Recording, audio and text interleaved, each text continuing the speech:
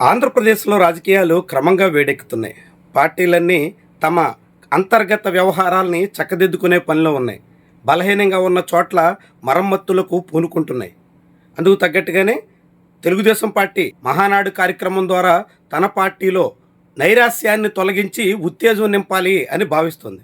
జనసేన ఉద్యమి కార్యకర్తలతో సమావేశం పేరుతో రాష్ట్ర వ్యాప్తంగా కదలికను ఆశిస్తోంది. ఇదే సమయంలో వైఎస్ జగన్మోహన్ రెడ్డి కూడా వ్యూహాత్మకంగా అడుగులేస్తున్నారు. పలు నియోజకవర్గాల్లో పార్టీని బలోపేతం చేయడానికి ప్రణాళికని అమల్లో పెడుతున్నారు. ముఖ్యంగా ఇప్పటి వరకు వైఎస్ఆర్సీపీకి విజయం దక్కని నియోజకవర్గాల మీద ఆయన ప్రత్యేకంగా కేంద్రీకరించినట్టు కనిపిస్తోంది. అందుకు తగ్గట్టుగా పావులు కదిపే క్రమంలో పలువురు కాంగ్రెస్ పార్టీ నేతల మీద ఆయన కన్నేస్తున్నారు. కాంగ్రెస్ పార్టీ కారణంగా 2024 అసెంబ్లీ ఎన్నికల్లో వైఎస్ఆర్సీపీ కూడా దెబ్బతింది. అందులోనూ రాయలసీమ లాంటి ప్రాంతాల్లో అయితే మైనార్టీ ఓట్ల చీలిక కారణంగా చాలా నియోజకవర్గాల్లో వైఎస్ఆర్సీపీ భంగపాటుకు గురి కావాల్సి వచ్చింది.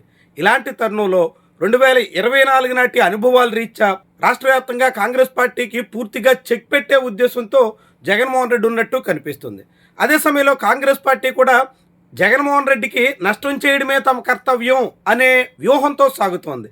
ఆంధ్రప్రదేశ్లో తన పార్టీని బలోపేతం చేసుకోవడం కన్నా వైఎస్ఆర్సీపీ బలపడకుండా అడ్డుకోవడమే లక్ష్యం అన్నట్టుగా Congress party all India leadership నుంచి ఏపీసీసీ చీఫ్ వరకు అంతా సాగుతున్నారు.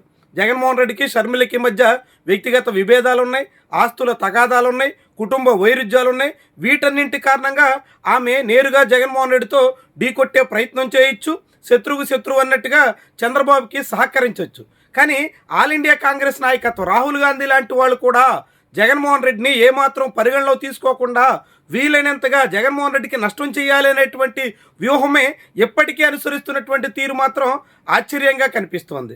రాజకీయంగా ఒక అవగాహన లోపంతో సాగుతున్నారా అనేటువంటి అనుమానం కలుగుతుంది.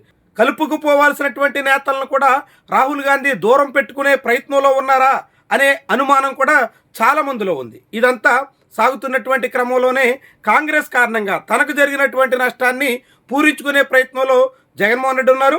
అందుకు తగ్గట్టుగా గడిచిన కొంతకాలంగా కాంగ్రెస్ పార్టీ నాయకులకి ఎక్కడికెక్కడ గ్యాలం వేస్తున్నారు.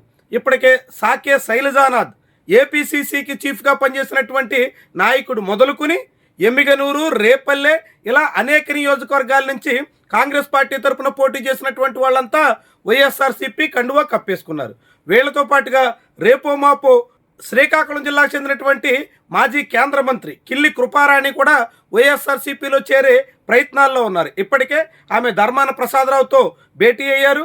ఆయన దాదాపుగా లైన్ క్లియర్ చేశారు. జగన్మోహన్ రెడ్డి అంగీకరిస్తే ఆమె మళ్ళీ వైఎస్ఆర్సీపీలో చేరడం ఖాయం.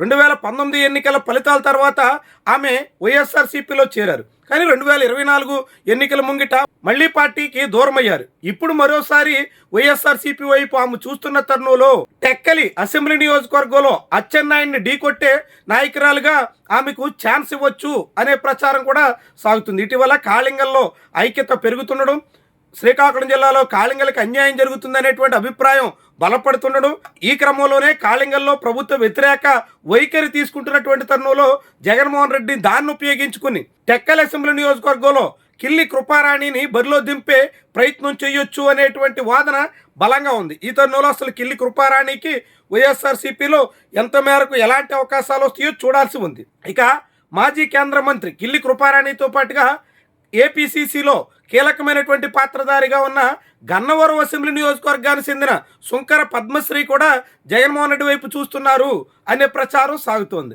అయితే ఆమె గతంలో షర్మిలతో విభేదాల కారణంగా అనేక రకాల ప్రయత్నాలు చేశారు.